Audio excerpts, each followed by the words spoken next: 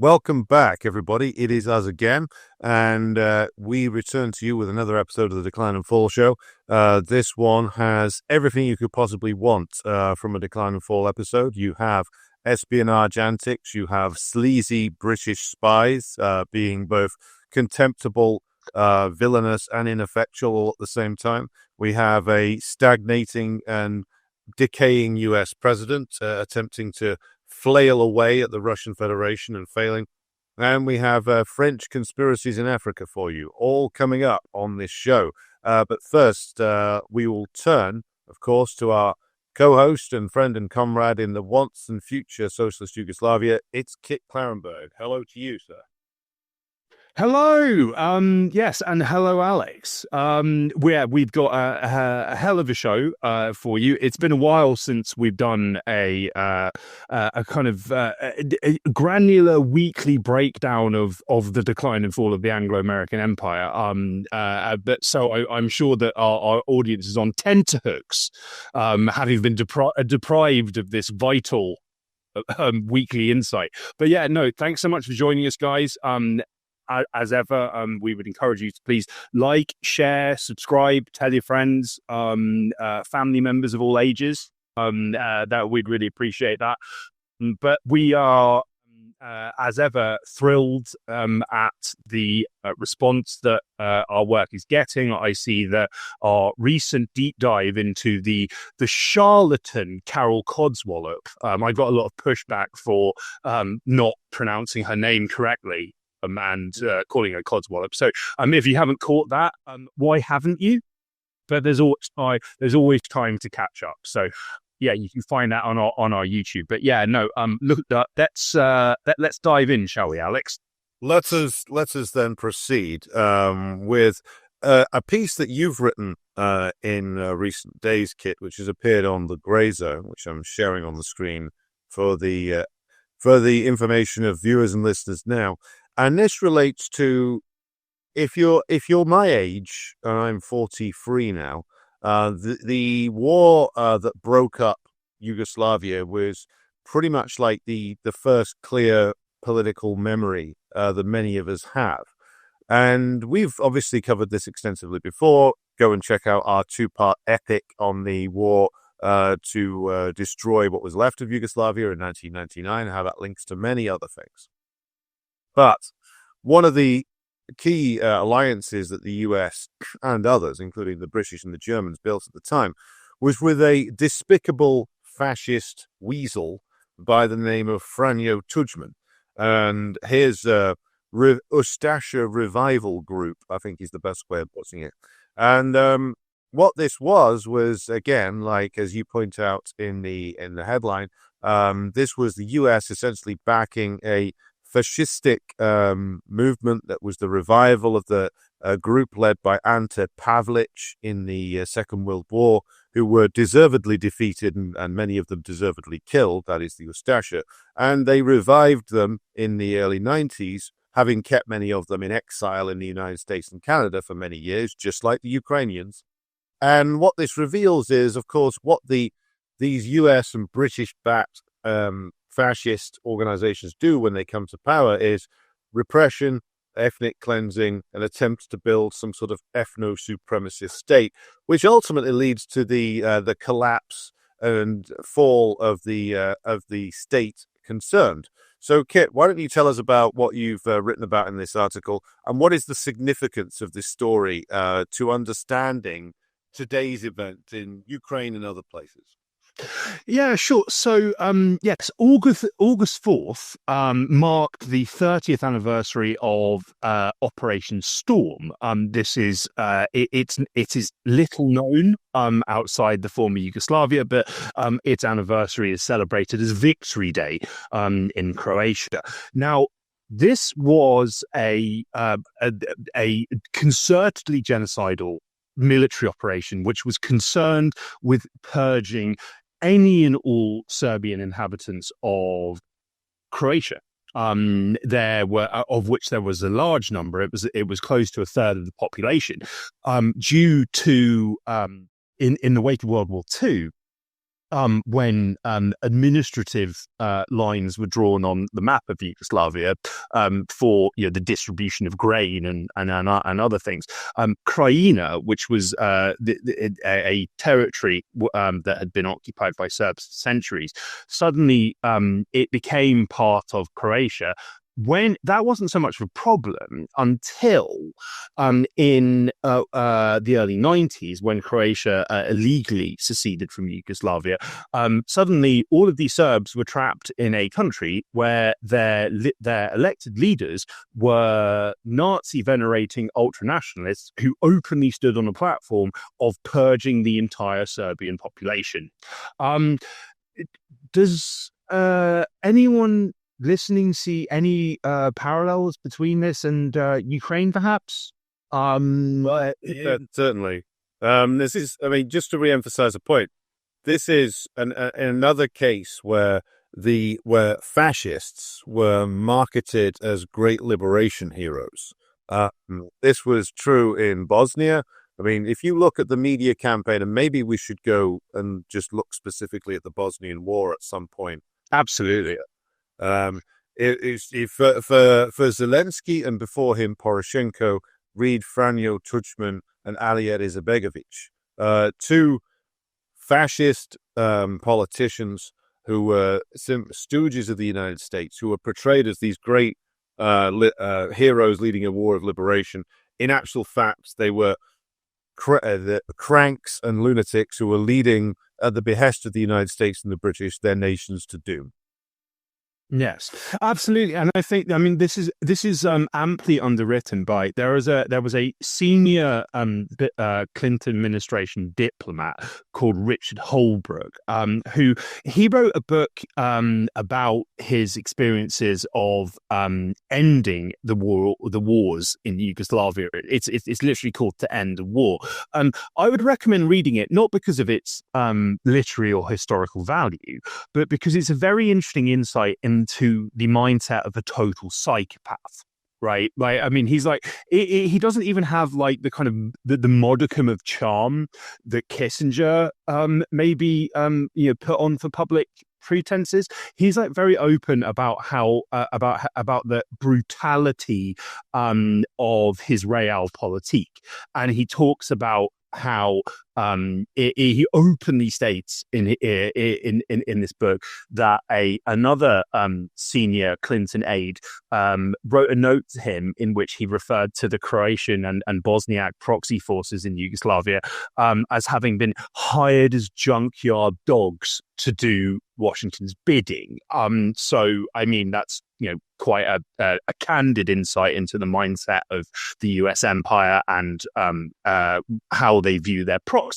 Now, Operation Storm was launched on August 4th. It followed a protracted kind of debate and disagreement and toing and froing over a peace settlement known as Z4, which was meant to bring the conflict in Croatia to a peaceful end. The Krajina Serb leaders made numerous concessions, so there wouldn't be there was no question of this very Serbian region seceding from Croatia, but they would be kind of autonomous within the wider country, similar to what Russia was pushing for under Minsk, which is autonomy for Lugansk and Donetsk, not independence or secession. Now, the negotiations over this in Geneva were a total ruse because Tudjman, a rabid ultranationalist and neo-Nazi and anti-Semite who on the campaign trail said, you should vote for me because, no one in my family, particularly my wife, is a Jew or a Serb, and openly talked about basically banning the existence of Orthodox Serbs in free and independent Croatia. They were plotting a major military operation against Serb forces, but also the Serb population in Krajina. And they moved ahead with this on August 4th. Hundreds of thousands of Croatian soldiers descended on Krajina. They carried out atrocities on an absolutely astonishing scale.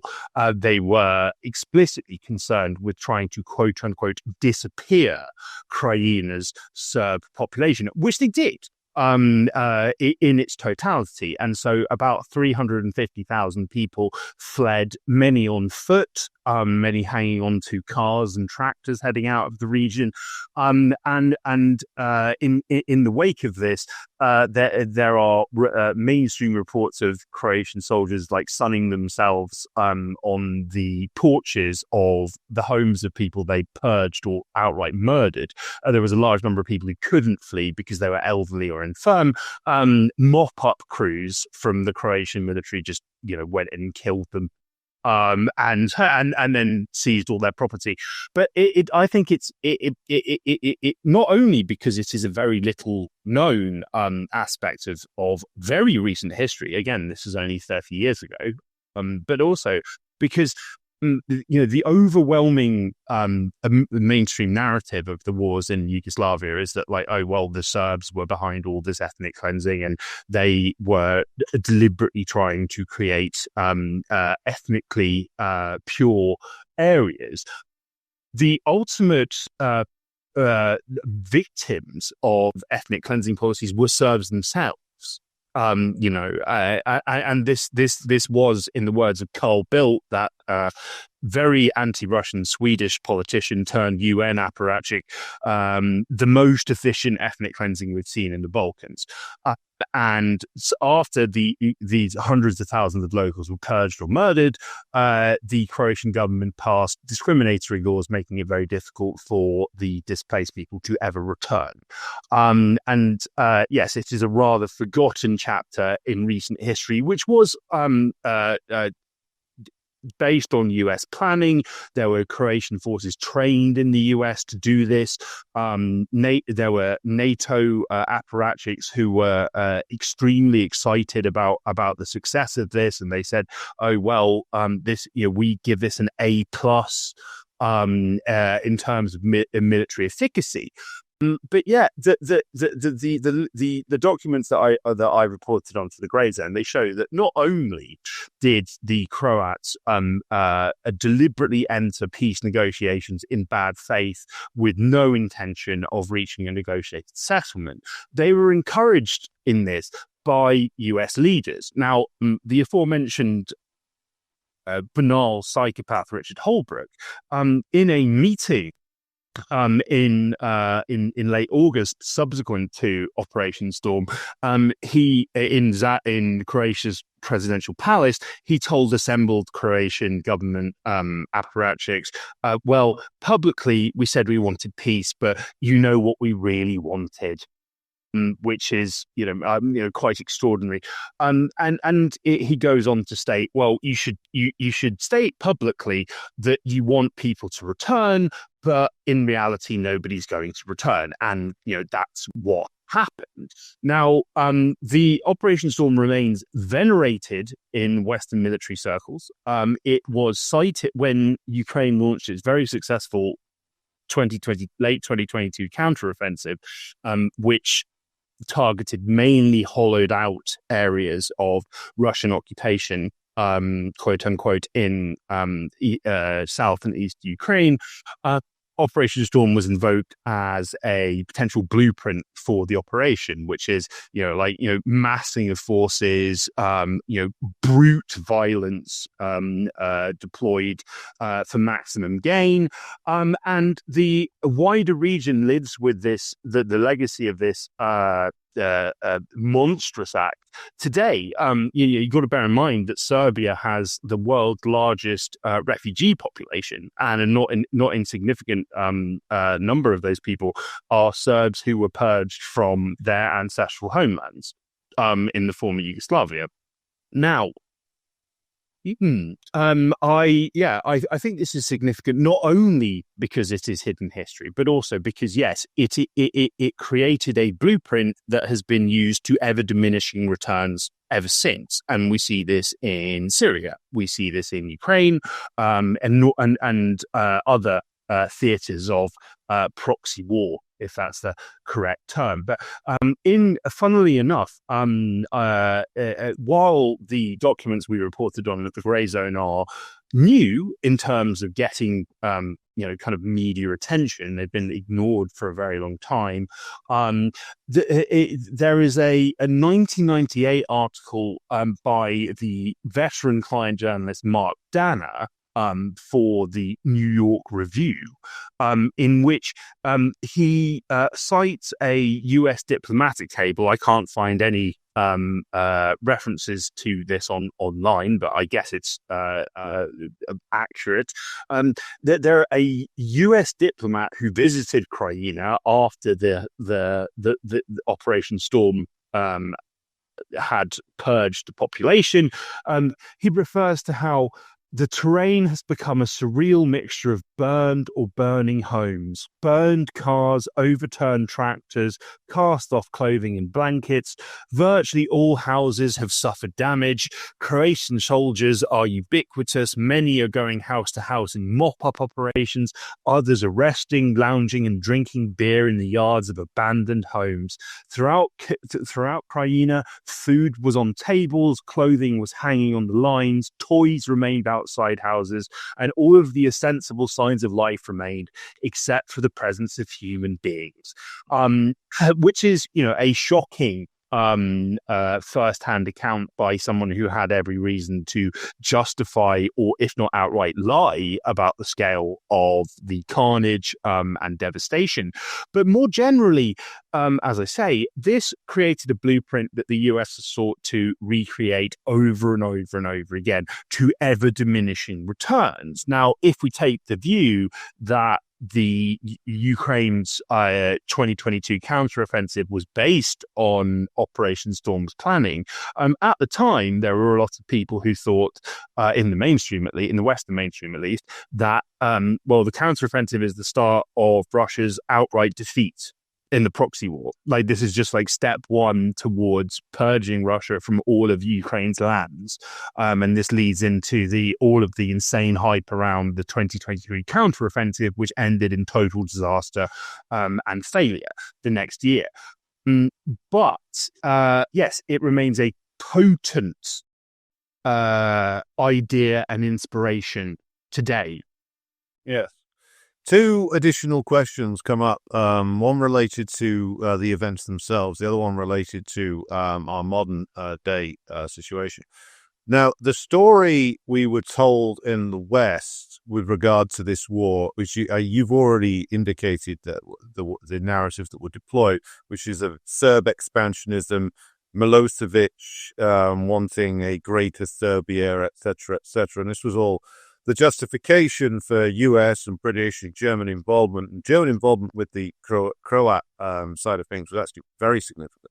But the question is, the Yugoslav National Army was still, by the late 80s, early 90s, something of a potent force. It was quite well equipped, its soldiers quite well trained. So was there some kind of diplomatic deception going on, some sort of pressure being applied to the Belgrade government to make sure that there was no effective Yugoslav National Army intervention in Croatia, thus enabling this operation, this mass expulsion and slaughter, to go on apparently relatively unopposed? Yeah, so the key thing was that, again, I would urge our viewers to check out our 2-part special on the West destruction of Yugoslavia. Is that effectively when Croatia declared independence, it created a strange legal situation where, under the terms of Yugoslavia's constitution, the secession was illegal. but the Western community, led by Germany, accepted it and acknowledged it and observed that. Now, given that Croatia was full of Yugoslav People's Army barracks, what do you do in that situation when you're part of the arm? Officially, you're part of the national army there. There was. It's very clear that Milosevic et al. Were lied to. They were told that the US was pushing for peace, and because of naivety, or we could even call it just outright stupidity, perhaps. It was believed by the Yugoslav leadership that this was a genuine intent on the part of the US. So you had the Yugoslav People's Army guarding Krajina when interethnic fighting broke out in Croatia in March 1991, but under a deal cut with the US and the UN, they started being withdrawn in return for UN peacekeeping forces. But of course, peacekeeping forces are anything but peacekeepers, as all of the wars in the former Yugoslavia amply attest. So despite the fact they were meant to protect the residents of Krajina, they just stood by while all of this happened. Now, I mean, of course, there is a continuing controversy and what's the word? Obsequy around the role or lack thereof of UN peacekeepers in Bosnian in areas of Bosnia, such as Srebrenica, and their failure to defend against attacks by the VRS, which was the Bosnian Serb army. The UN peacekeepers in Krajina, who were explicitly charged with protecting the area, did absolutely nothing, which is like quite extraordinary. And I might add as well, as I noted in the article, there were numerous US officials who not only said that by agreeing to Z4, this plan for relative autonomy within a contiguous centralized Croatian state, that as a result of the Krajina Serbs signing up to it and making concessions, there was no need for violence, and if violence did happen, the Krajina Serbs would be protected. But they weren't. So it was a deception from day one. And as I say, Richard Holbrooke said, well, publicly we said we wanted peace, but privately you knew what we wanted, which is a really quite extraordinary admission. These documents I reported on were in the possession of the International Criminal Tribunal for the former Yugoslavia, which, as we discussed, it would be a offense to kangaroos to call it a kangaroo court. They, of course, did nothing with this information. Right. So the question following on from that is that you said when talking about the tactics used here that this was a specific inspiration for the 2020 autumn, I think it was October 2022 offensive inside Ukraine. If we wind the clock back a little bit to the beginning of 2022, and I'm thinking of the allegations made by, amongst others, retired Swiss intelligence officer Colonel Jacques Beau with regard to the OSCE reports coming out of eastern Ukraine / what's now Western Russia about the mass buildup of effectively NATO proxy forces readying themselves for an assault on the Donbass. Could it be argued then that this Operation Storm was potentially a version of this was being lined up for early 2022 anyway, that would have probably done similar things in Donetsk and Lugansk, given the way that things were developing throughout 2021 and into early 2022, and given that the widespread fears that existed in Donetsk and Lugansk that this is exactly what was being prepared. Is that a reasonable analysis, do you think, of what was being planned with reference to the Ukraine and their NATO masters wanting to end the Donbass war before a Russian operation could begin?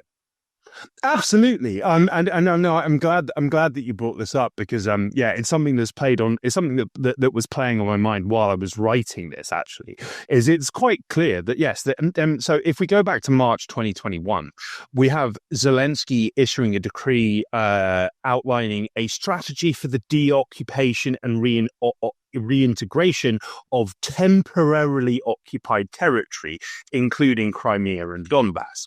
And this effectively was the blueprint for a hot war to recapture, quote unquote, Crimea and the Donbass. And immediately Ukrainian forces began massing in the south and the east in preparation. This triggered extensive wargaming exercises and a massive military buildup by the Russians on Ukraine's border. Of course, the mainstream media either neglected to mention or outright denied that Russia's actions were a direct response to Ukraine's own escalation. But yeah, it very much appears that they were following the same blueprint and hoping to to resolve the quote unquote question of Donbass with brutal military means. Now, you've got to bear in mind that the shelling of Donbass began on February 14th, and it deliberately targeted civilians and civilian structures. This was mere days after a kind of 11th hour effort by Russia to get Minsk implemented and signed by the Ukrainians with French and German oversight, which failed without any tangible results because, as ever, Ukraine demanded that Russia designate itself a formal party to the conflict rather than an arbitrator. So, yes, as documented in countless eyewitness reports from the OSCE mission in Ukraine, which I might add was heavily infiltrated by the CIA and MI6. There was mass artillery shelling of the Donbass. The Communist Party of Russia on February 15th formally requested the Kremlin to recognize the Donetsk and Lugansk People's Republics. Putin refused. This led to condemnations of him by the Communist Party leadership as a traitor. Which is something which the entire Western media mysteriously missed or didn't report on, and then the shelling just kept on intensifying. We're talking about like hundreds of artillery attacks on quote unquote rebel held territory, and it wasn't until February 21st, and this was a day when there were close to 2,000 ceasefire violations recorded by Ukrainian forces, that Putin finally recognized the independence of the Donetsk and Lugansk People's Republic. Now, I mean, a lot of my friends in Serbia are very critical of Russia for not learning lessons from what happened to them like during the 1990s. I would suggest that the Kremlin's cognizance of what this shelling would lead to is a reflection that actually at least some lessons have been learned. Because it was. Well, I would. Sorry, go ahead. Finish your thought, mate. No, I was just going to say that this was quite clearly the laying the foundations for a Operation Storm style swoop to capture these territories and also purge or murder anyone within them. Now, just again really quickly, that you've got to bear in mind that one of the reasons that the conflict in Donbass remains simmering, and one of a key wedge between the Russian and breakaway republics leadership was the fact that Russia was not in a position to tell the Donbass rebels to lay down their arms and surrender, because when you have a situation where there are tens of thousands of people who think they are going to be arrested or just executed in Lugansk and Donetsk, there's nothing you can say to them that's going to make them give up, is it? Mm. Well, no, and I would just re-emphasize, and I see it, the point that we've made before, but I think it needs to be made again, which is that for those who talk about Western diplomacy, this is what Western diplomacy actually means. It's always a deception. It's always a manipulation. Richard Holbrooke, as you say, was just a bit more crude in his admissions. But the only way the US ever negotiates is when it has been defeated and it can't sustain a war anymore. That's how they ended up having to quit Vietnam in the end, because they'd lost on the ground and were continuing to lose. So when they engaged in these phony negotiations over Croatia and other republics withdrawing from Yugoslavia, the aim was to con the Belgrade leadership into essentially not resisting, not mobilizing the Yugoslav National Army, not preventing the illegal unilateral declarations of independence, in return for like a combination of threats and bribes coming from the United States and other imperialist powers. And it has led to an utter tragedy for all of these nations concerned, because what's happened to all of the nations that came under the sway of the US, the British, and the Germans and the French at the end of the counter-revolutionary period in the 1980s, which is you've ended up with dozens of microstates, much of which are controlled directly or indirectly by Britain, the United States, and Germany. And none of these have anything like the industrial or cultural or social capabilities of the previously existing Yugoslav state, all of which have seen vast drainage of populations, all of which have seen their birth rates collapse, all of which don't have any meaningful sovereignty. So this, I think it's correct for us to say that like these so-called nationalists who were around in the 90s, like Tudjman, Izetbegovic, and others, can't really be applied to them, the actual descriptor of nationalist. But the correct term would be collaborator, traitor, or comprador, because judge a man by his results. And the result is that exactly what their predecessors, like the Ustasha in Croatia, would have done, which is just act as the agents for Hitlerite German imperialism. Tudjman and co. act as agents for American imperialism, whilst the great majority of the population of Croatia are crushed under the weight of that. And the place is just turned into a deindustrialized Western tourist resort. So this is the results. And it's interesting to view this 30 years on, because the tactics also don't change. The tactics of Western armies or Western trained armies are always the same, which is hit soft targets, terrorize the civilian population, whilst the so-called diplomatic side of things, even in an example such as Lebanon today, you see the same thing in place. The constant demands that anyone who can possibly resist the imperialists disarms themselves. The constant reassurances that diplomacy is the way forward and we can negotiate a settlement. And then when the enemies dutifully disarm themselves, there's mass slaughter of civilians and the place is divided into different segments. It's always the same trick. And the some lessons were learned by the Russians, but I think there were lessons that they were forced to learn, because unlike in many other places, they actually had a political opposition in the form of the Communist Party of the Russian Federation, which held the historical memory and of Marxism-Leninism, and were able to analyze imperialism correctly, in that it is a rapacious beast which cannot be bargained with. And thankfully, that lesson was learned.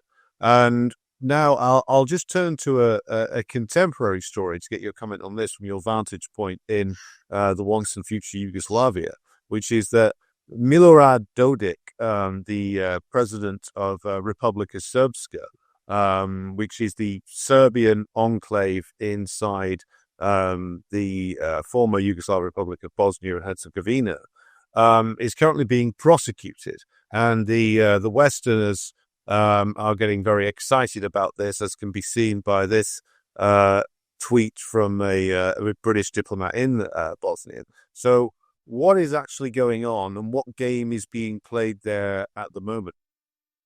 Well, I mean, this is a very, very sordid story. You have on screen now Julian Riley, who is the British ambassador to to Bosnia and Herzegovina.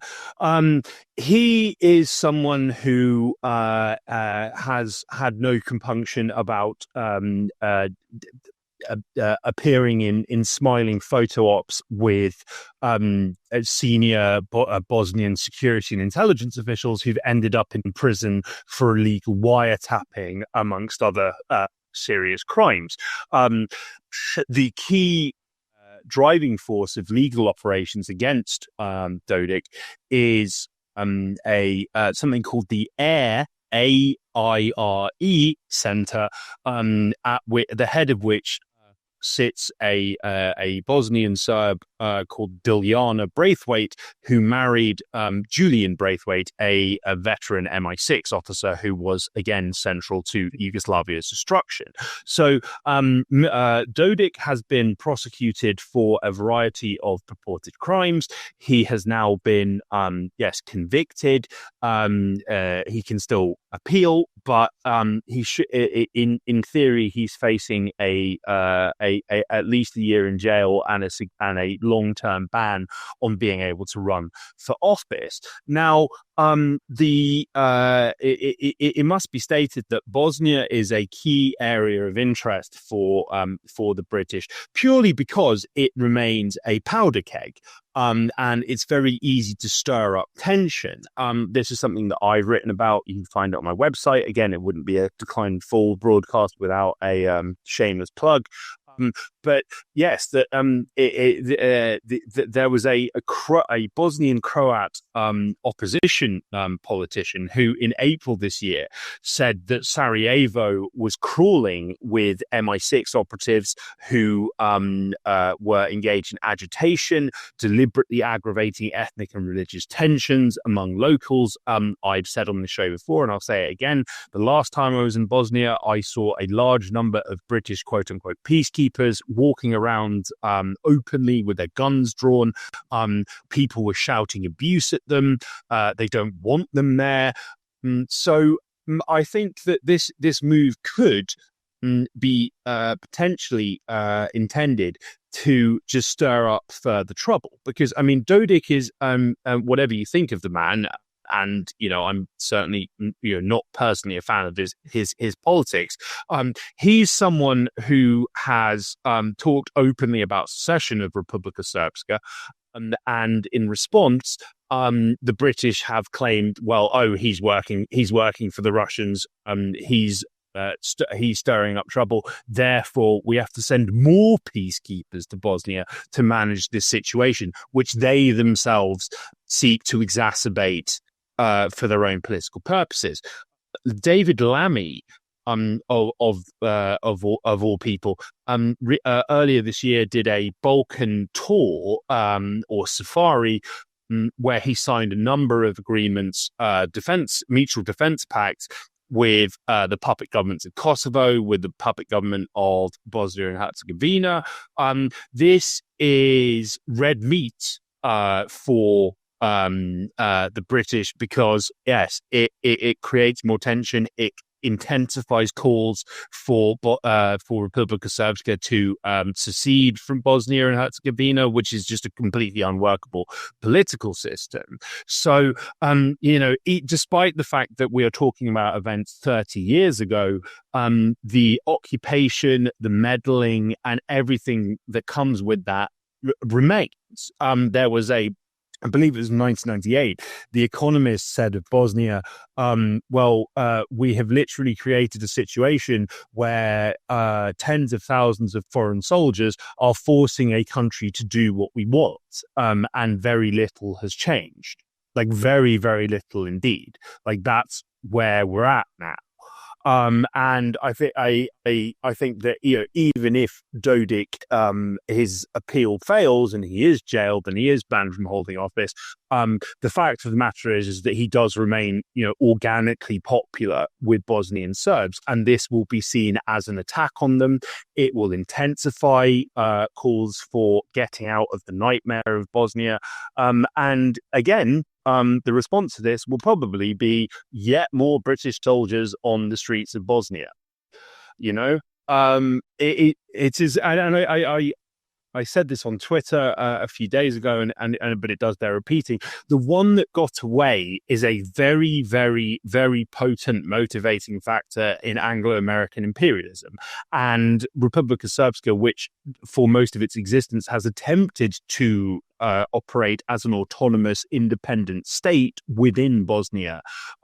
Yes, this it could create clashes. I don't lend any credibility whatsoever to the claims that that Bosnia could be a second front from Russia's perspective. Of course, Russia does not share any borders with Bosnia, and it would be very difficult for them to get troops there. There are no Russian soldiers there. By contrast, there are an enormous number of British soldiers there, allegedly to guard against Russian invasion. But I mean, who is the true aggressor here, really? Well, I think the answer is pretty clear if you actually examine the reality of the situation, which is that the aggressor has constantly been the Anglo-Americans, who seek to continue to control the former Yugoslavia, but also have a quite genuinely delusional view of like the Russian influence there. Because like my take on it, and again I'll ask your view on this, is that the actual Russian influence inside Republika Srpska and inside Serbia, whilst there is a lot of mutual appreciation and solidarity with the Russian efforts in Ukraine, and in terms of Russian admiration for a fellow Orthodox Christian nation into former Serbia, the actual relations state to state are nowhere near as like extensive and powerful as like the British like to portray it as. And I think part of this is manipulation, justification for all kinds of British operations there. Part of it is also like a wild delusion. They imagine that they're fighting some sort of shadow war with the Russians for control of Bosnia or something. In actual fact, the Russians are far too busy in Ukraine to open up some kind of front themselves in Serbia. But what's your take? Yeah, well, absolutely. And I think that what's really interesting is that that there are a number of Western think tanks, which has, particularly British, like RUSI, RUSI, the Royal Institute, the Royal United Services Institute, which have published extensive essays on how, like Bosnia is this key flashpoint. And it could represent the opening of a second front. Anyone who actually knows anything about the Balkans is very resistant to this idea. To the extent that even the Carnegie Endowment, which is not known for its peacenik for peacenik tendencies, a few years back published an essay laying very clear that Russia's economic, political, and otherwise influence in Serbia, let alone Republika Srpska, is extremely limited.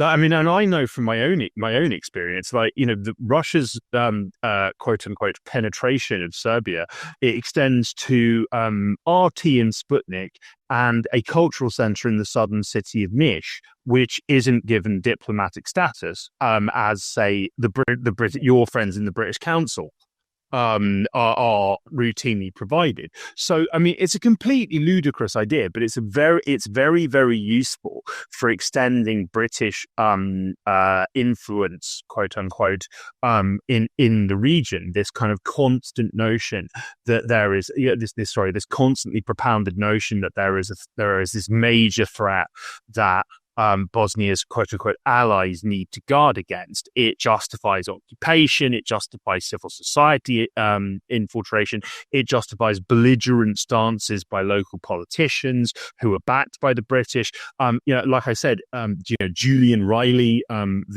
he is someone who has or at least had intimate relationships with all of these extremely questionable security and intelligence officials and politicians who have, in some cases, since been jailed or prosecuted for engaging in illegal activities targeting opposition within the country. So it's like, again, who is the aggressor here? It's quite, there aren't tens of thousands of Russian troops walking around Sarajevo in broad daylight with their guns drawn, and if there is to be a silver lining in this, or any kind of cause for optimism, it's the fact that at least in my experience, average citizens can see this very clearly. They're being relentlessly bombarded with propaganda from Western-funded, quote-unquote, news outlets locally that the real threat to them is Russia.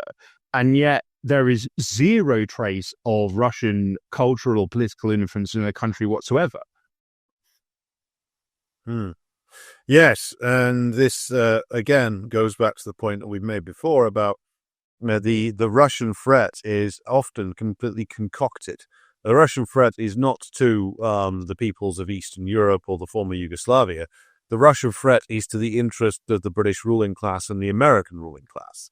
That's what it really means. But reality seldom intrudes on these things. Now, talking about one, shall we say, proxy campaign and justification for military aggression, and of course, drawing from your story about the behavior of Croat forces, we turn to another place which is inspired by the same tactics of invasion, occupation, brutalization, mass expulsion, mass slaughter. That is, of course, the state known as Israel, or the Zionist regime.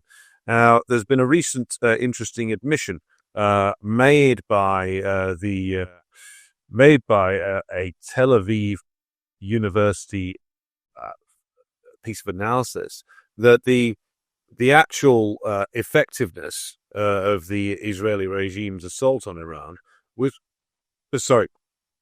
nowhere near what they thought and expected it would be. I'm showing here on the screen something which is, again, this is Tel Aviv University, and this is an auto translation, but they have been obliged to admit the following, and I'll read from this directly. At the end of the war, not only is there no evidence that Israel's actions to undermine the foundations of the regime advanced this goal, but at least some of them had the opposite effect, at least for the time being. Thus, for example, the attack on the notorious Evin prison, which is used in part to imprison dissidents, which was ostensibly intended to encourage public mobilization around the attack on one of the symbols of repression by the Iranian regime, led to the deaths of many civilians and therefore aroused harsh criticism of Israel among critics and opponents of the regime inside and outside of Iran. And this is an admission, amongst other admissions in this article, that they say that their intention wasn't to overthrow the Iranian government. I mean, no, quite clearly was, and Trump basically said that it was, but they are obliged to admit now that not only was it the case that they were so much more damaged by the Iranian missile campaign that they led on initially, but also their attempts to carry out regime change operation inside Iran itself did not work. And in fact, as they say earlier on in this article, in actual fact, the population rallied behind the leadership of Supreme Leader Ayatollah Khamenei. So even internal Israeli reports now have to admit that this was a failure, and part of a series of failures that the Israeli military has had inflicted upon it by its opponents over the last, almost 3 years now. So, Kit, a strange admission perhaps, but a necessary one, given that now Israeli academia is readily admitting what many of us suspected in the first place. So if they're prepared to admit this, how bad must the actual failure be if this is what is publicly released? Well, I mean, I've actually written about this report, and I think it's just it was published by the Tel Aviv-based Institute for National Security Studies, which is enormously influential on Israel's quote unquote defense and security strategy. So number one, yes, as you say, it kind of spells out in really forensic detail, despite all of the self-aggrandizement about the successes of the 12-day war. It kind of is forced to admit that actually it was a total failure.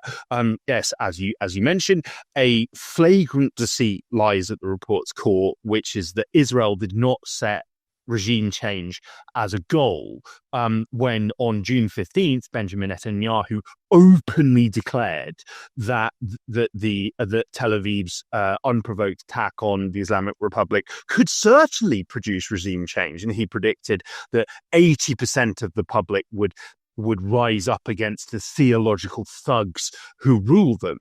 But the report is forced to acknowledge that yes, that not only did none of Israel's actions advance this goal, they actually had the opposite effect. Yes, the attack that you mentioned on Evin prison, it was condemned by the Western media. It was condemned by Amnesty International as a very serious war crime and urgent need of investigation. There were also attacks on Iran's internal security forces, which were intended to trigger mass public protests. That didn't work. And in fact, the very few Iranian diaspora, including the Shah's son, who claims to be a leader in waiting for the country, despite and is surrounded by all these ultra-nationalist goons who advocate execution of dissidents, particularly of the left-wing disposition. There's this discordant tone struck throughout the document, which is, well, we tried regime change via military means, and this was a total failure. And historically, regime change via intervention by Israel and the US has always been a total disaster. It has not produced positive consequences. In fact, it's produced a lot of negative unintended consequences. Despite all of this, the report still states that regime change in Iran is a worthwhile endeavor. And it's something that Israel should strive towards. And it explicitly lays out a number of options for achieving this, such as assassinating Supreme Leader Khomeini, which was mooted by Israel and the US during this.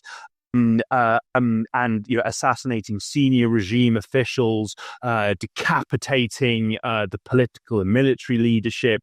It advocates, providing aid and support to ethnic and religious minorities in Iran in the hope that this will undermine the government.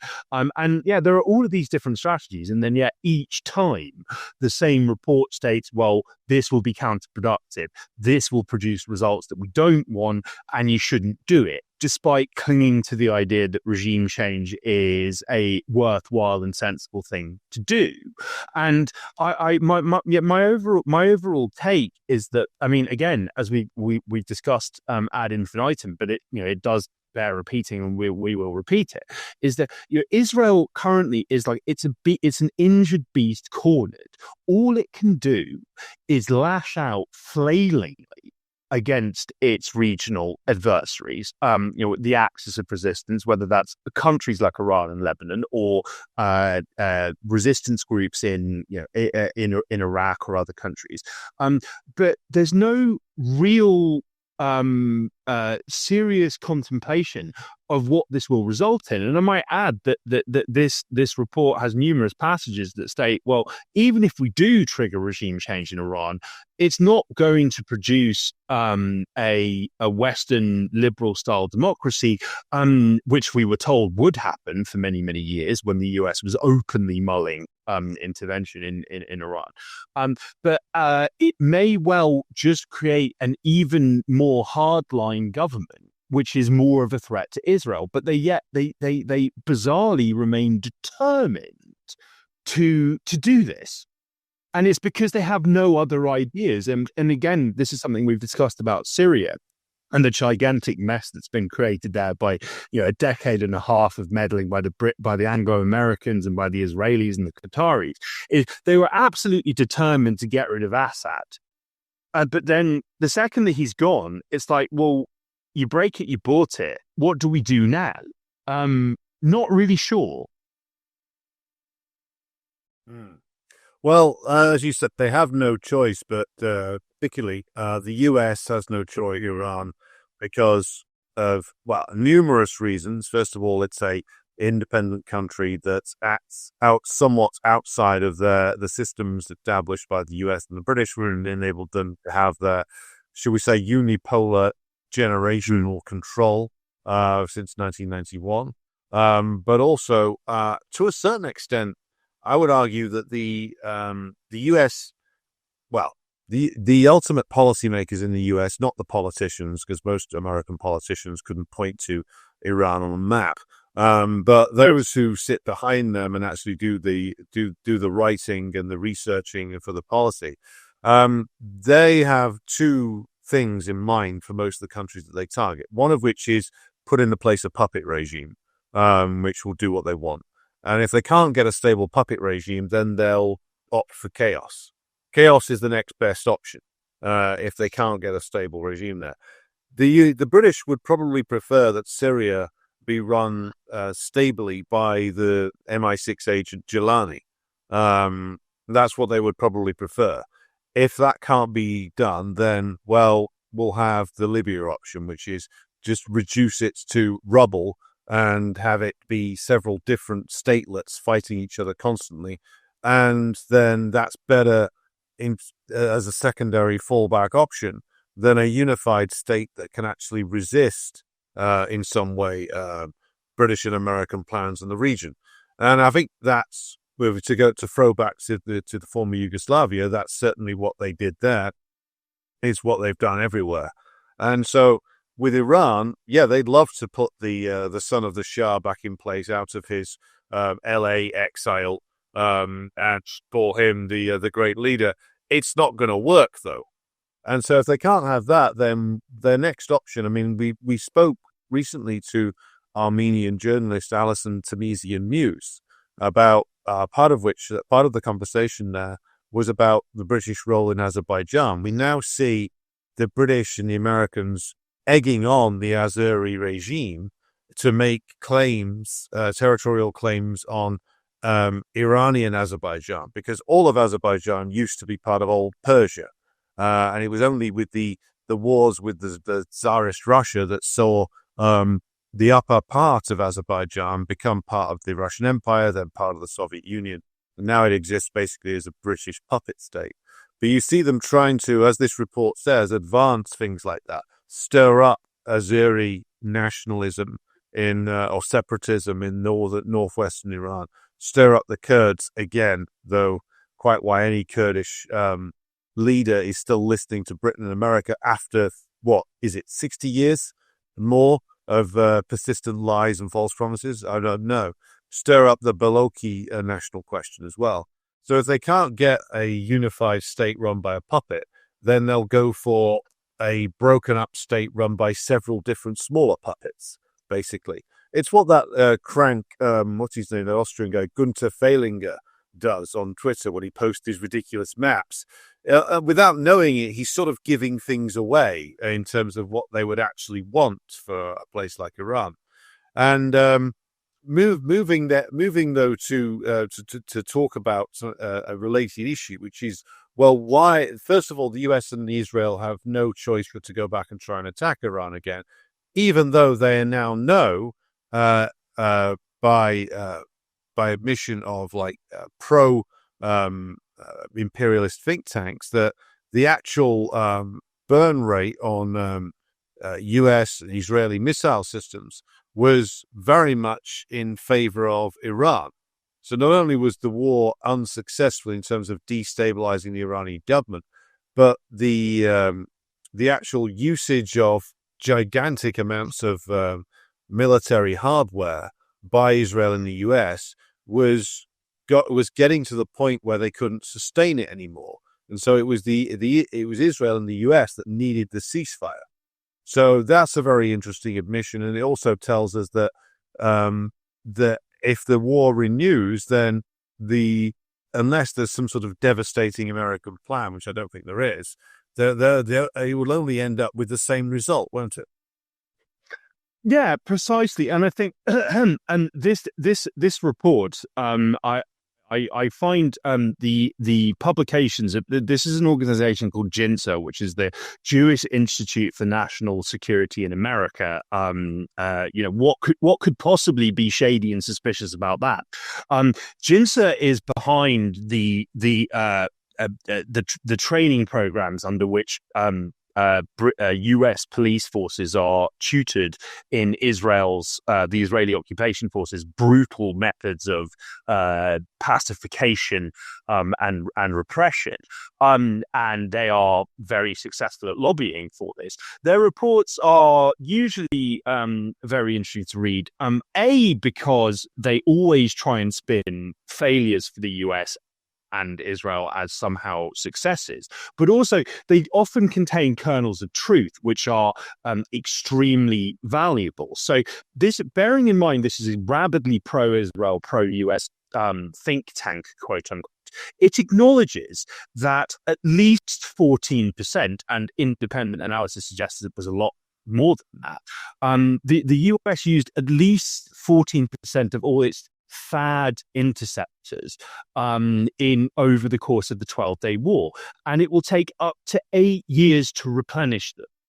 Okay, which is quite an extraordinary indictment of America's military-industrial base, capabilities to replenish what's been sent. We don't have figures on how long it's going to take the West to replace everything that's been sent to Ukraine and summarily destroyed by Russian artillery, but it's probably a lot longer than that. Overall, and there's an interesting passage in this report as well, which acknowledges that.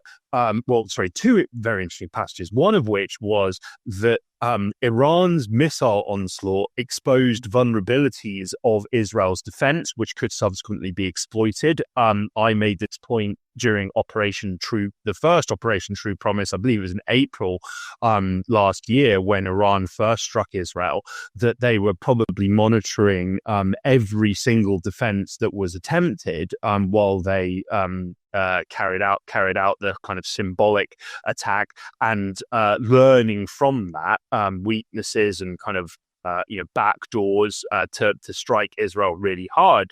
But it also the report also suggests that given the US's inability to replenish what was used at any pace or scale, the US may now be forced to choose between replenishing its own stockpile and fulfilling deliveries to foreign partners. Now, we are seeing this play out in Ukraine now, where in order to send the small trickle of Western arms to Kiev, existing orders with other European countries are having to be cancelled or kicked into the long grass in order to equip Ukraine with certain missile systems or other defensive measures, which are not going to arrive in any event until many months hence. It is a point that we have made over and over again on this show, and it must be, and it bears repeating, is that for all of the mythos that surrounds America's supposedly invincible and deeply dangerous military machine, they don't have the capabilities that they once did. Not only due to offshoring and outsourcing and electively destroying their own industry at home. It's because other countries like China and Russia and also Iran have caught up to the fact that they need to be well defended because the US and its allies and proxies are threats to them. Okay, so it's a crazy situation where yes, in order to equip Ukraine with the most basic air defenses, which are not very good in general, and we've seen the Patriot system fail and fail again in Ukraine, they have to cancel existing orders from European countries, which were meant to arrive many years into the future. And there's a wider point, which I shall just make very briefly, is you've got to bear in mind as well that by token of most of Europe, but also parts of West Asia and other regions home to puppet governments that don't make their own weaponry, or they don't control or own what the US sends to them. Everything that they have is contingent on a US green light for usage. If the US sends a Patriot battery to Poland, which is a very doggedly pro-US ally, Poland needs a sign-off first to move that missile system, but also it needs a sign-off to use them at all. And the US at any time could rescind this green light. Yes. So just to clarify what this means, like if you've ever worked in an organization which has a centralized IT center, which I have. Many of you watching this will have had that experience as well. There is a man or woman in the IT center who can take control of your computer and literally lock you out of it while they do maintenance. They can do that at any time if you're on the network. The same principle is true with anything you purchase, be it an F-35 jet or a Patriot missile system, or perhaps a British independent nuclear deterrent. The monkey cage at Westminster is so proud of when they howl and gibber about it. The point is that like the US leaves itself a backdoor into every system it sells anybody, so that not only do you then sell it and it's just then gone and out of your control, no, it remains in your control. Those who try and use it can't even redeploy it to a new location without it being okayed by a US operator somewhere. So if you buy from the United States, you're not buying something which is adaptable. You're buying something which can only ever be used in a way that the US finds acceptable. You are essentially handing over control of your armed forces to an external power. Now, because if your air defense system doesn't fire unless the US wants it to, if your supposedly independent nuclear deterrent is not independent at all and is dependent upon a US president or the Joint Chiefs of Staff saying you can do something with it, then you have not bought defense. You have bought an illusion for yourself, essentially, and a rather expensive illusion at that, which is essentially reveals like how it tells us so much about how the US actually maintains its control. You maintain control remotely over a nation's economy by dominating their banking system and having them linked into all these different heavily digitized financial systems, which are controlled ultimately from London and New York. You control militarily nations' fates by having them only use US equipment, which not only it needs US technicians to consistently upgrade and maintain, but can be controlled remotely from a center inside the US. So this is a very instructive lesson for nations like Iran, which is that you need your own defense industry, which only you can control. Even if you're buying off somebody who's a bit more friendly, you still don't want to leave anybody with backdoors into your system, essentially. And so this has now become public knowledge, and we're probably going to see more nations take the route that the Sahel nations are now taking, funnily enough, which is produce your own equipment. Yes, accept help from like Russia, China, Iran, but make sure that you have your own supply chain. Make sure that you have sovereignty over what is used by your armed forces as equipment, because otherwise you don't control anything. And therefore, it's a very instructive lesson as to what's going on here. Now, this leads us very neatly into another discussion of the proxy war, because there's just been a meeting between real estate agent turned U.S. Secretary of State Steve Witkoff and Putin, President Putin, in the Kremlin, which leads to speculation that there might be a meeting coming up between Putin and Trump. But this raises a question of like, well, what value is this in reality? Because the actual negotiations, such as have existed thus far, have been like almost completely without value, given that, as we've said before, the only real US demand has been basically that the Russians capitulate on their position and accept the US European position, which is that the Kiev regime gets to stay in place and essentially rearm itself. But Kit, how do you see the developments in the Ukraine proxy war at the moment? Yeah, well, I mean, of course, this is the New York Times has reported that that Putin and Trump intend to meet. This has now apparently been confirmed by the Kremlin.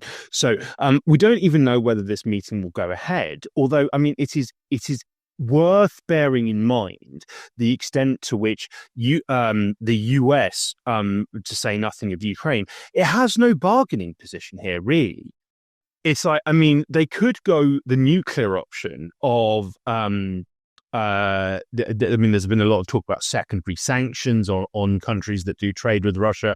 I think that will just further speeden up the US dollar's collapse as the world reserve currency, and will probably be a potent argument for creating a parallel BRICS currency, which certain BRICS members are seemingly in two minds about, or at least somewhat resistant to.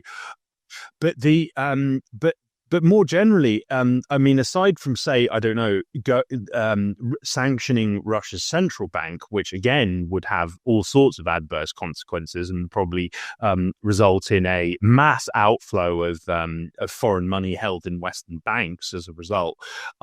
There's no bargaining position here. Russia, there. I mean, we've got to bear in mind, it was at the start of August, there were peace talks between the Russians and the Ukrainians in Istanbul, which lasted a grand total of 34 minutes.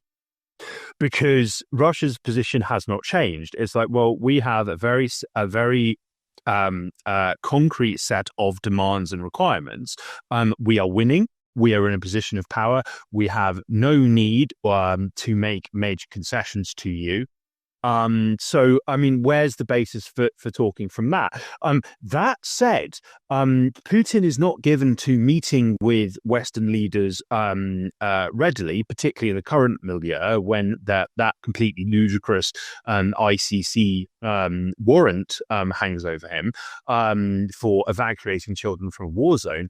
It will be interesting to see what, if anything, comes of this meeting. I think the fact that they are meeting in person, if it does go ahead, is in itself quite significant, given that the Biden administration put a total moratorium on direct talks between Russia and the US on any issue whatsoever. So, I mean, this is some progress, but ultimately, Russia's objectives and demands have not changed, and they've not changed from the very start of this, and they are even. I think they are considerably less likely to want to enter into any kind of ceasefire agreement, given that the Ukrainians have demonstrated themselves consistently to be absolutely incapable of adhering to agreements. We, of course, had Angela Merkel and Francois Hollande admit that the Minsk agreements were never intended to be honoured, and they were just a delaying tactic to allow Ukraine to arm itself and prepare for war with Russia. So, yes. Again, quite what will come of this isn't clear, but there is very little that the US can offer that would be of interest to Russia, and in turn, It's not clear the extent to which the US would be willing to make concessions. Yes, as I say, there is ongoing talk from certain lunatic elements of the Republican Party about strengthening sanctions. The mixed signals are probably not well received by the Kremlin either, because they don't know where the US stands. One day Trump's talking about how Zelensky has no cards and is being unreasonable. The next day, the same sobriquets are flung at Putin himself. Mm. Yes, I mean, I saw just breaking on X or Twitter, if you prefer, that the meeting apparently is going to go ahead between Putin and Trump, and that an offer has been made from Trump via Steve Witkoff to the Russian government that, according to Russian presidential aide Yuri Ushakov, the Russians consider acceptable. Now, quite what that could be is another question entirely, but the one for us to return to next week, I think, when the details of this become clear.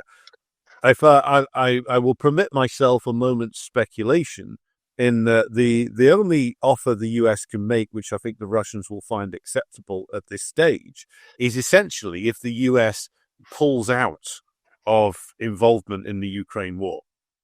And that I think would be an acceptable offer, because the Russians know very well that the British and the Europeans can't sustain this without perpetual assistance from the United States. So if the offer is basically, well, look, you don't say much, we don't say much, but we'll slowly remove ourselves from this, and then we'll tell the Europeans to run it. You know very well that the Europeans can't run it, and therefore when the whole thing falls apart, we'll just say it was Biden's fault and move on to other things. But if I'll ask you then, Kit, to speculate as to, based on your understanding of the situation, what kind of acceptable offer could the US possibly be making?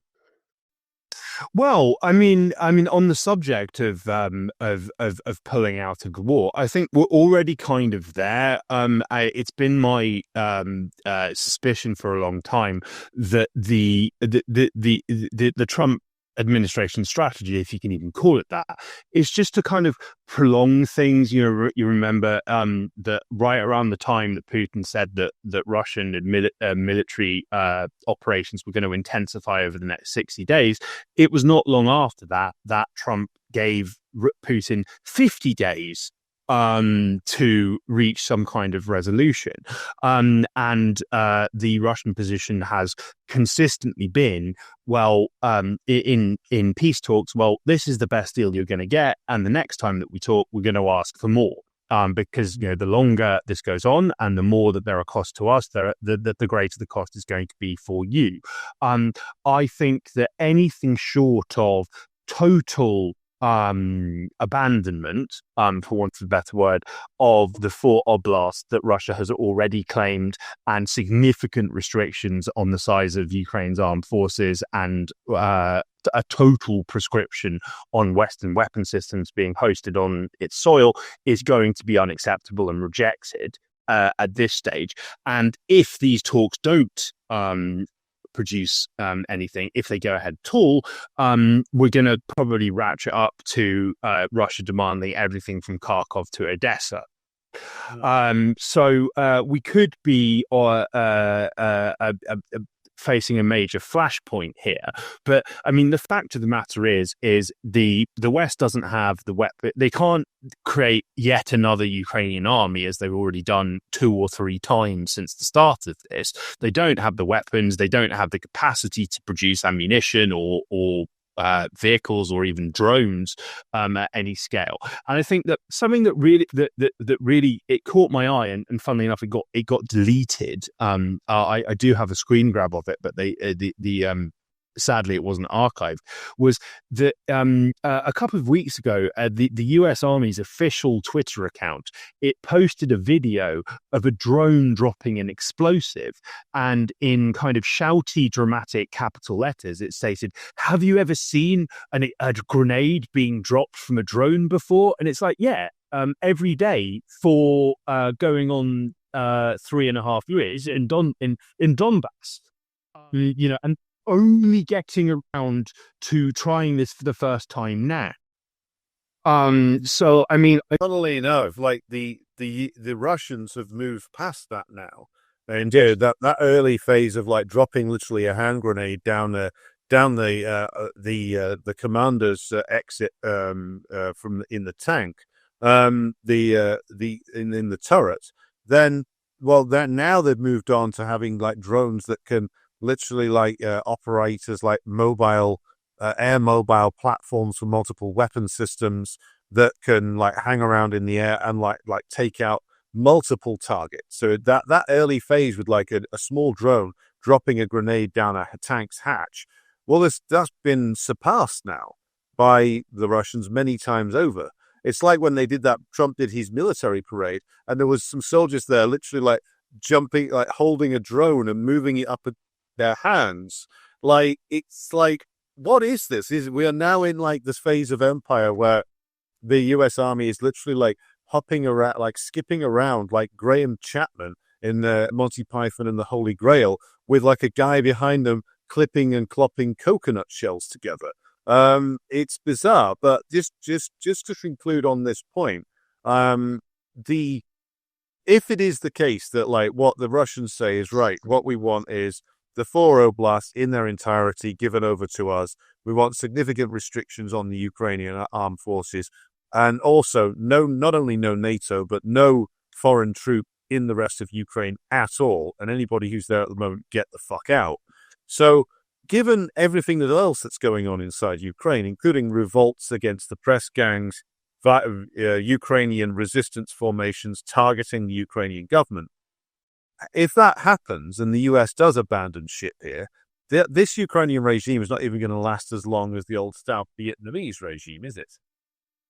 No, and I might add as well that there's another factor here, which I think you first flagged, but I find it very interesting, is that the Wall Street Journal has reported that China has imposed restrictions on the export of rare earth minerals and also components for US weaponry, and this covers 80,000 different components used by the Pentagon. And there are also the Chinese have also demanded detailed explanations for what its exports will be used for, to ensure that they're not employed by the US military. This could, if we view the potential talks between Putin and Trump as somehow serious and substantive. One of the reasons that the US might be in sufficiently minded to make concessions to Russia is that China, actually, due to its dominance in the sphere of international trade, could be in a position to completely cripple America's already kind of groaning, ineffectual military machine. And this could well be related to the relentless attempts to try and somehow blame the Chinese, by extension, for the war in Ukraine, by Western leaders, particularly the yapping chorus of Baltic ultranationalists who occupy major positions of power within the EU's foreign policy apparatus. There could be a comprehension that, actually keeping this going on longer is counterproductive and dangerous for us, and we have reasons to make concessions rather than the Russians. I mean, this is just speculation, although it is I would say it's pretty significant that China is finally doing this, because for the past 3.5 years they have, while maintaining a very strong relationship with Russia, they have been providing components to the US. They have been providing drones to Ukraine, etc. They've tried to remain as neutral as possible, although I do think that given so many recent events, the Chinese leadership, which is anything other than stupid or naive, they'd kind of concluded, well, ultimately the West needs us a lot more than we need them. And what can Washington, let alone Brussels, do in response to this prescription on the export of rare earth minerals? Not very much, apart from shoot themselves in the foot even harder than they already have done ever since the war started. Well, also there was talk, quite a considerable lot of talk, 2 to 3 years ago, that the US was going to try and move away from its dependence upon Chinese minerals and also Chinese manufactured components in its supply chain, and it was going to try and reorient its defense production base. The initial claim was they were going to do it inside the US. This turned into just dust. Like, there's been several attempts to recreate or rebuild the U.S. industrial production for war materials inside the continental United States itself, including a Turkish company opening up a shell production facility in Texas, which has had to have the Turkish management brought in and Turkish specialists just to make it work, because the U.S. lacks the skills base to do it anymore. So this idea is clearly not working. They then said they were going to put a lot of this stuff in India. Trump now has a falling out with the Indians over their purchase of Russian oil and threatens to slap more tariffs on products coming out of India. So none of this is working, basically. They have burnt through all of their material that they had on hand. They can't replace it, and so what other thing can Trump say to Putin other than, well, if we get out and give you what you want, will you at least allow us to look as if we haven't lost? Because that I think that was part of like the deal with the Vietnamese back in the day. It was like, well, we'll get out and you can settle it with the South Vietnamese. I think this will be, we'll get out and now you can settle it with the government in Kiev, basically, because we can't sustain this much longer. Now, just to mention a couple of other points here, which is that it has suddenly occurred to Western generals that they're not prepared for war, nor will they be anytime soon. So you've suddenly got the Daily Mail just about a month and a half ago reporting on the comments made by a retired former U.S. general, saying that basically they've got no means to free themselves from dependence upon Chinese supply chains, which makes the whole talk of like a war over Taiwan a complete joke, given that the US literally can't resupply itself. By the admission of even articles that are carried in fairly reactionary US journals like the American Conservative and others, America not only can't sustain its military production, or can't upscale it, I should say, but also can't replace anything that it loses. So if they tried to go into a naval battle with the Chinese, they couldn't replace the ships they would lose. They literally can't do it. They have no means to go forward at this time, meaning that the only option basically is when it comes to the Ukraine war, is to get out and pretend that they didn't lose. That's the only option that they've got left. And I'm sure the Russians are prepared perhaps to indulge them in this attempt to deceive not the Russian population, but their own population. Now, the other point, just to emphasize the slow abandonment of the Kiev regime here, is that the EU itself, even though it's led by militarist lunatic Ursula von der Leyen, is now talking about delaying its or reducing its aid packages to the Kiev regime due to quote-unquote lagging reforms. Now, if you know anything about the Kiev regime and know anything about the personnel who make up its hierarchy, you'll know that this is one of the most corrupt regimes that's ever existed in human history. So it looks like to me, and Akira, I'll throw to Kit for your opinion, this is basically the EU getting its excuses in for when the plug is perhaps finally pulled.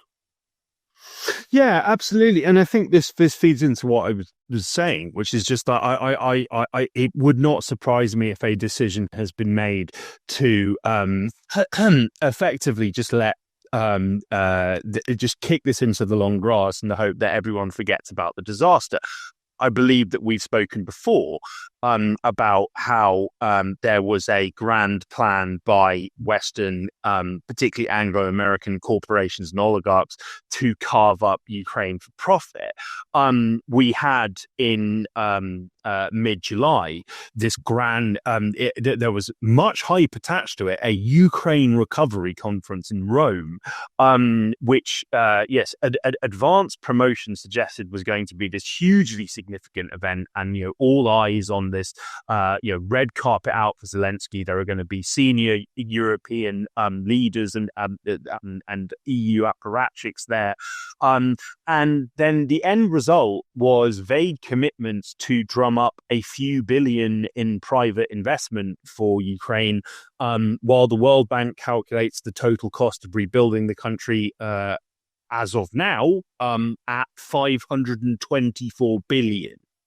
So it's like a total, it's like a rounding error in terms of what they're willing and able to rustle up for Ukraine. And at this conference, von der Leyen said, we will support Ukraine for as long as it takes. But then, I mean, the total lack of media interest in this, and also, I mean, subsequently, the media propaganda blitz over Zelensky's quote supposedly rapid conversion to authoritarianism, when martial law has been used to ban opposition parties, jail government critics, and offer up state-owned enterprises, large and small, for overseas purchase against significant public opposition. It's my overall take that slowly but surely they're just trying to disengage in the hope that people forget about this. And I mean, it's pretty clear based on polling and just the general kind of media vibe at the moment that people have moved on from this in a very big way. The longer this goes on, the more and more people are wondering, particularly, people in Europe who are really suffering from the impact of the sanctions they themselves imposed on Russia. There's a large number. It's been reported that there are concerns in the European Union that there'll be a domino effect of countries rushing to undo the sanctions on Russia. Perhaps if Ukraine is left to slowly but surely and very quietly wither and die, the impact of all of these governments that talked a big game about destroying Russia's economy, actually reversing these measures that they themselves imposed, will, they hope, perhaps be considerably less. I mean, I know it's the summer and it's the silly season and all the bankers and politicians are on holiday, but it's quite remarkable. I mean, if you go to the BBC website, the war in Ukraine might as well not be happening. Yes, which will ultimately be the way that this ends, which is not with a bang but with a whimper, which is that the West will slowly pull out, and then the Russians will take control of the areas that they're demanding control over. But then the Kiev regime will slowly disintegrate, which it is held together now by essentially the momentum of war. When that is removed, the population, or large sections of the population, west and east of Ukraine, will turn on them. And then you will see the flight out of Ukraine of the Zelensky clique and the thieves in Kiev. And who knows what will then happen to what is left of the Ukrainian state. Right. I think this brings us to a good conclusion for today's episode, Kit. It's been a very interesting ride through the highways and byways of the decline and fall of the Anglo-American Empire, and stopping off in a lay-by to have a beer. Right, so we will be returning to you in this format next week.